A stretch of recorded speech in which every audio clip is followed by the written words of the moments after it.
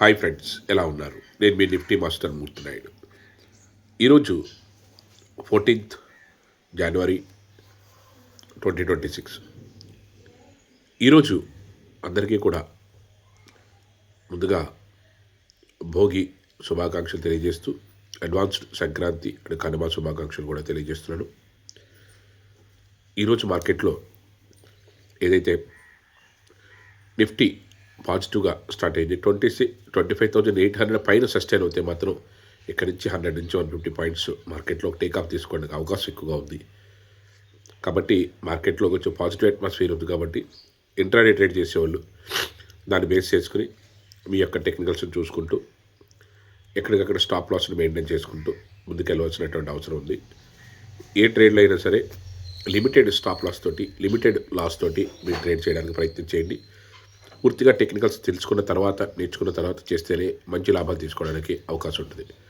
అదేవిధంగా ఈరోజు మార్కెట్లో స్టాక్స్ విషయానికి వస్తే, stock as an independent character.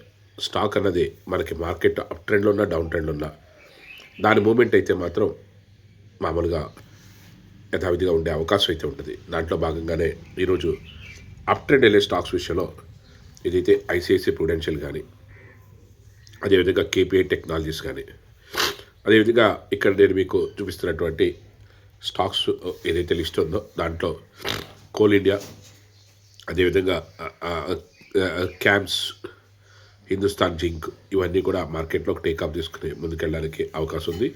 అదేవిధంగా డౌన్ ట్రెండ్ స్టాక్స్లో కూడా విప్రో కానీ, స్విగ్గీ కానీ ఏదైతే మార్కెట్లో కొంచెం కన్సాలిడేషన్ అయ్యి డౌన్ ట్రెండ్కి వచ్చే అవకాశం ఉందో, నేను ఇక్కడ చూపిస్తున్న విధంగా, లిస్ట్లో చూపిస్తున్న విధంగా కొన్ని స్టాక్స్ డౌన్ ట్రెండ్లోకి వచ్చే అవకాశం ఉంది. ముఖ్యంగా నేను ఇప్పుడు ఏదైతే నిఫ్టీ చార్ట్ ఏదైతే చూపిస్తున్నానో ఇది మార్కెట్లో కన్సాలిడేషన్ నుంచి టేకాఫ్ తీసుకోవడానికి అవకాశం ఉంది. కాబట్టి 25,800 పైన మార్కెట్ సస్టైన్ అవుతే మాత్రం మార్కెట్లో టేకాఫ్ తీసుకునే అవకాశం ఉంది. ఒకవేళ 800 పైన సస్టైన్ అవ్వలేకపోతే మాత్రం నిన్నట్లాగా మళ్ళీ డ్రాస్టికల్గా మళ్ళీ కొలాప్స్ అయ్యే అవకాశం అయితే కనిపిస్తుంది. రెండు కూడా చూసుకుని దానికి తగ్గట్టుగా మనకి మార్కెట్లో ఆ మూమెంట్ని చూసుకుని ఆ మూమెంట్ని తగ్గట్టుగా వెళ్ళవలసిన అవసరం అయితే ఉంది. స్టాక్స్ విషయంలో అయితే ఇక్కడ ఏదైతే నేను స్టాక్స్ని ఏదైతే డిస్ప్లే చేశానో అప్ ట్రెండ్ వెళ్ళే స్టాక్స్, నిన్న ఏంజల్ వన్ లాంటి స్టాక్స్ కూడా ఈరోజు కూడా మార్కెట్లో టేకాఫ్ తీసుకోవడానికి అవకాశం ఉంది. నిన్న వీడిఎల్ ఏదైతే మార్కెట్లో టేకాఫ్ తీసుకుని ముందుకెళ్ళిందో వీడిఎల్ కూడా మార్కెట్లో ముందుకెళ్ళే అవకాశం ఉంది.